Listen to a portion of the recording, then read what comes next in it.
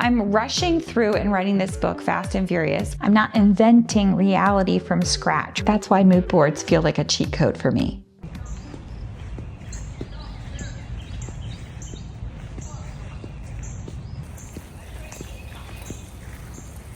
Hi, good morning everyone. Welcome to another vlog. There's so many things I want to do today, but first I'm having a little hard time with the timeline. So I'm rushing through and writing this book fast and furious. We're midway through Act 1 and I'm working on kind of slowing myself down enough and putting in some supports so that when I'm done with draft 1, hopefully it isn't such a hot mess. My book jumps through various moments in time and flashbacks and remembering with memories. So I just want to be sure what the timeline is. And I think creating a diagram, because I'm an artist, might help me a lot in knowing where all of this is in my head. Because, I'm making up this story as I go. It's kind of this jump into the unknown. And the more things that are kind of a little bit more solid or little bit more clear, I think that when I go to write those sections, they'll be a lot easier. So I'm mapping out not only days and weeks and months, but I'm mapping out also these time jumps and these reflections because my book has backstory that I want to reference. With a timeline, you can see inconsistencies, and that can make my plot feel more intentional instead of just conveniently happening when I need it to. And it kind of removes the visibility of my author hands in the story.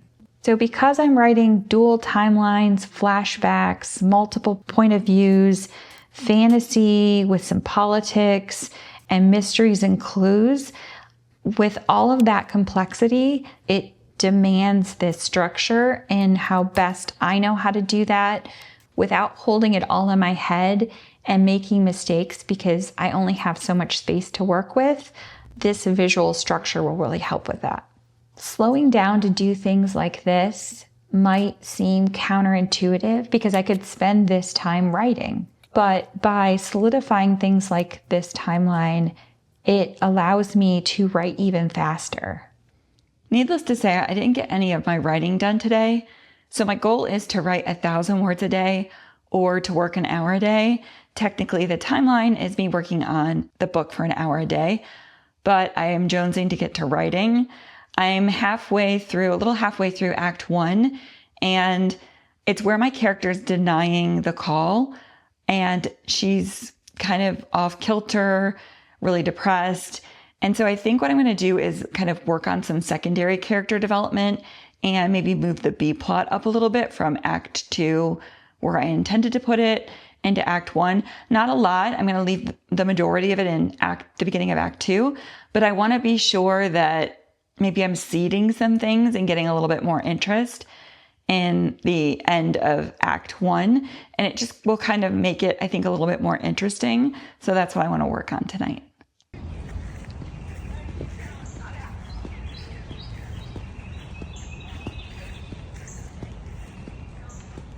I'm heading to the cafe today.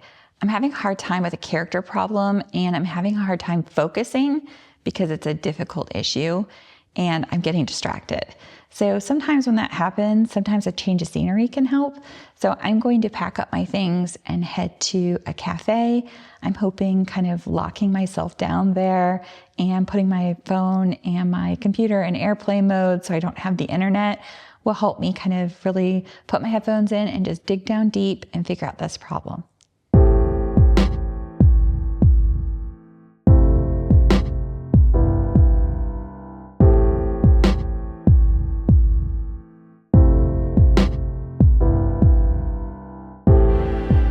Home from the cafe, and although it was lovely, I did not figure out the solution to my problem. Sometimes pushing harder and working harder, and even me going to the cafe, it isn't bringing forward the solution that I need.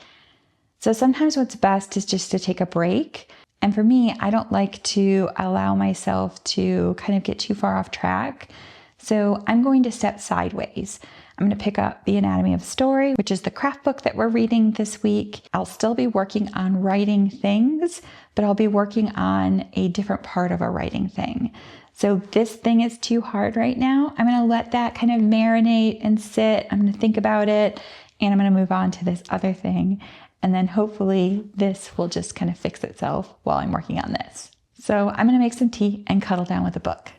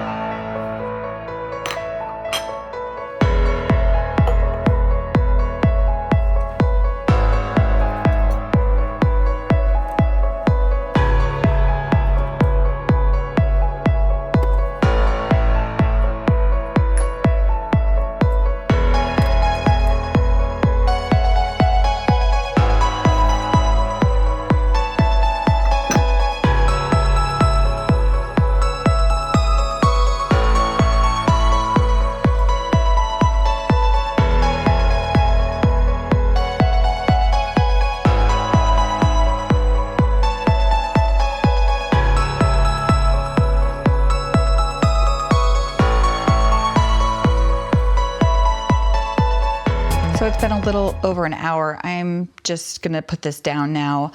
I'm only on page 71. Normally I can read a lot quicker than this, but sometimes, especially when I'm learning something completely out of my element, it takes a lot longer for me to process what I'm reading. And I think in my next session, I'm gonna take notes of this because there's a lot of concepts I think that are tricky. He has a really interesting writing style because he keeps, I don't know, it feels like some parts are too hard and then some parts repeat too much. So this might need a reread, but I'm gonna put this down for right now because I think I learned a lot. And if I keep stacking things on top of this, I don't think that it's gonna stick. So I'm gonna take a break now and go back to writing.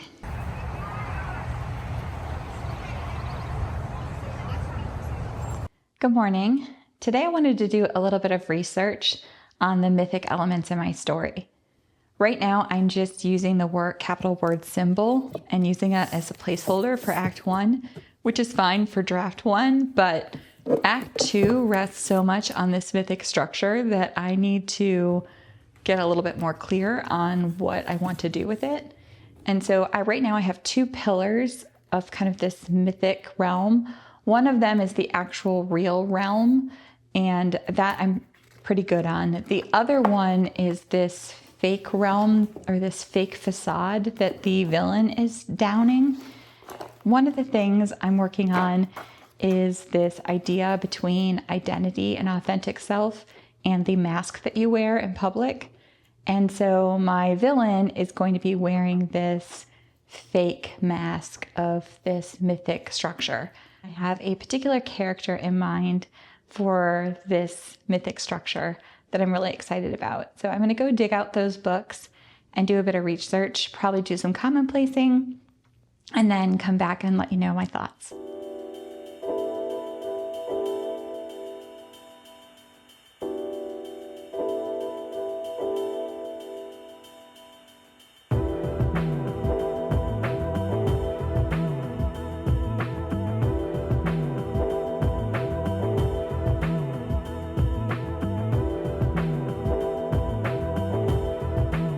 So it's a little while later, and I'm going to take a small break. I want to create a mood board. I want to look for Greek symbolism and images that will help me kind of anchor this more clearly in my head. I'm such a visual person as an artist that I find creating mood boards really important. It helps me build this cinematic view in my head. And so when I'm writing, I have more things to pull from. As I'm working on something this hard, I want to make everything as easy as possible that I can. So then the hard things like the pacing, the dialogue, and the main plot of the story have space in my head to kind of work itself out. Mood boards can help with a couple things. They can force you to answer, is this warm or cold?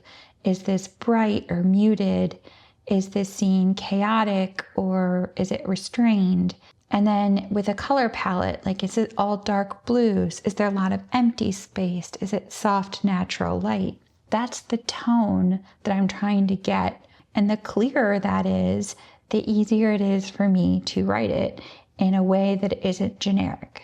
So instead of saying it was a dark and stormy night, I could say something like the streetlights flickered amber against the wet cobblestone, because I'm actually seeing that amber glow, and I'm actually seeing the street that I'm walking on and how the rain is reflecting off of that cobblestone.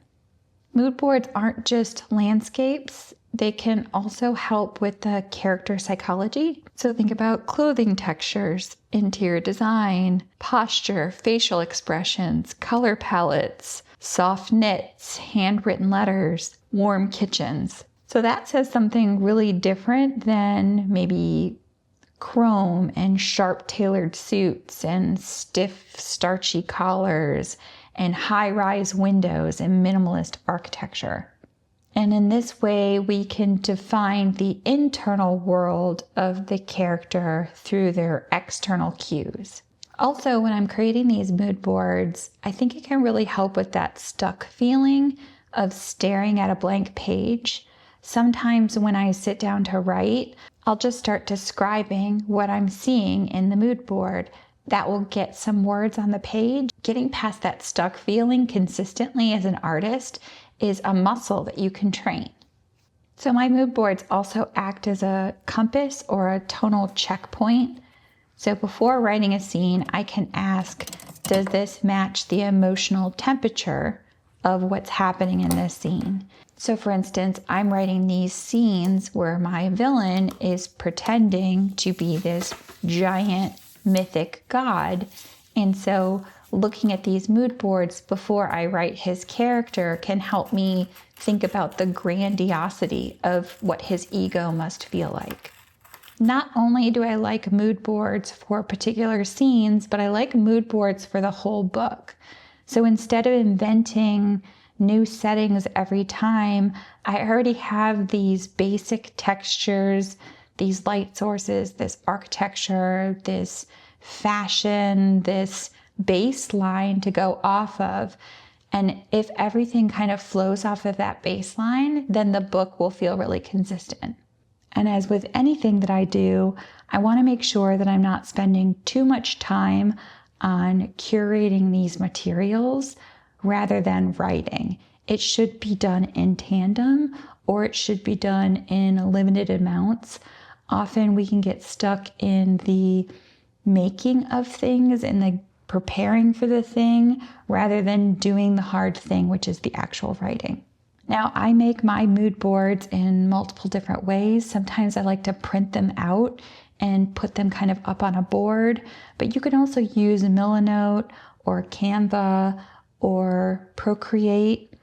Tactile boards for me, where they're kind of up and in the corner or in the room that I'm working in, and they're kind of right there in my face, sometimes work way better for me than a digital kind of more abstract version. But of course, digital versions are easier to make and easier to take around with me.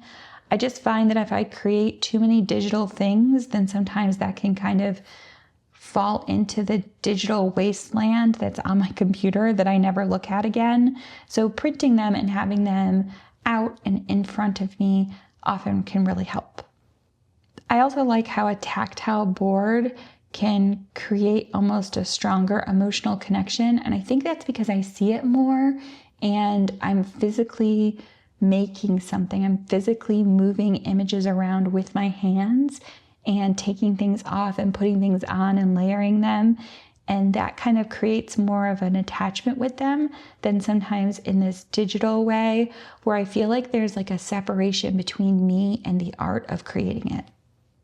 So I want to end with a mood board isn't just about being artsy. It's about precision, and it can be about emotional control. It can be about consistency.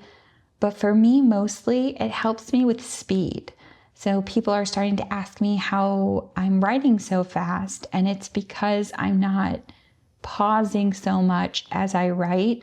I'm doing so much work front-loading these chapters and front-loading these scenes that when I actually go sit down to write them, they're very clear in my head of what I want to say and where I want to go.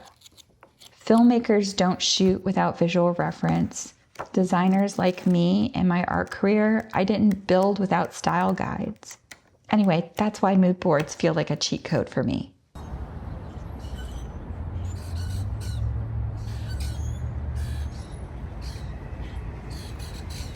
Okay, it's late. It's been a long day, and I forgot to pick up the camera this morning. It's about 7 o'clock, and my friend came over today. We were able to do a really long working session, and then when she left, I was able to work some more. And the good news, I figured out the two big issues with my main character's love interest, and I was able to get so much writing done today. So my main character's love interest, his career was wrong. Originally, I had him as a doctor, and it was creating some patient-doctor confidentiality issues.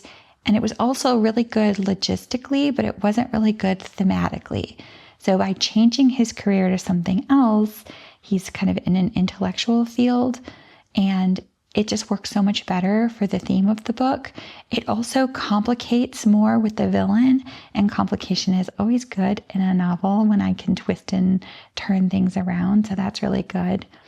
And then I was also having this issue with the secondary character that was getting too much information and too much attention on that.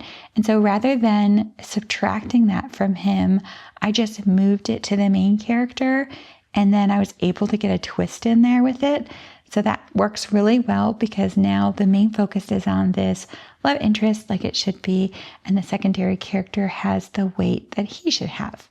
So by doing these two things, everything aligned and the story started flowing again out of me in a way that felt really good and not like the words that I was putting down were words that I was going to have to change later. Now this means I'll have to go back and rewrite some chapters later, but that's totally okay. I'm actually not going to do that right now. I'm going to keep this forward momentum and get the book finished, and that'll be a draft 2 problem. I just made some notes in those chapters and I'll just handle it later. Today I wrote 4,719 words, which is the most words I've been able to write in a day, and it's only 7 o'clock. I might be able to get a little bit more work in tonight, but that didn't come by accident. It came because I got those road barriers out of my way, and by removing those, I was able to kind of plunge forward again. So when the structure underneath it finally makes sense, everything just clicked. But I'm done writing for right now. I just finished getting everybody dinner. I'm going to sit down and read for a little bit, and then maybe we'll work a little bit later tonight.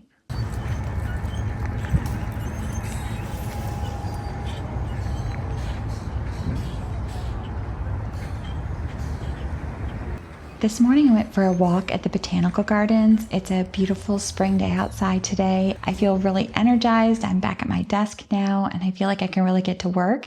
And today is a really exciting day because we're finishing Act 1, hopefully today. Now this last chapter is a really big chapter. It's where my protagonist is pushed kind of so far toward the edge that she has no other choice but to accept the call. And I decided to place this at a carnival. Now, I love carnivals so much, and I think the chaotic atmosphere of a carnival is the perfect place to kind of tip her off this edge. I'm going to work a little bit on a mood board first, and while I'm doing that, I'm going to be listening to some music. I found this new to me artist, Hani Rani, and I've been listening to her on repeat now. I love her music so much, and I feel like it's the complete vibe for this book. So I've just been listening to her stuff on repeat as I'm brainstorming, as I'm working, and I cannot wait to get to writing this chapter.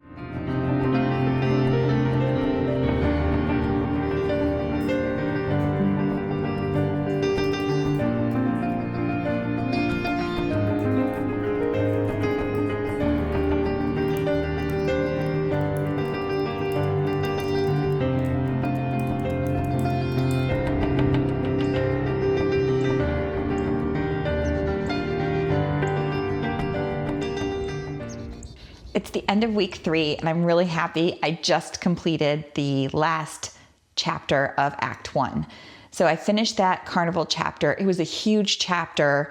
I kind of took it from a quiet scene at home where the two friends were kind of chit-chatting, and it's really kind of warm, and she's really trying to push through her hard to be there for her friend because it's her friend's birthday. And by the end of the chapter, all hell breaks loose and it's amazing.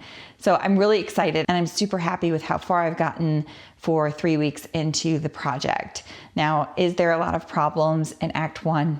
Yes. Is there going to be a lot of editing?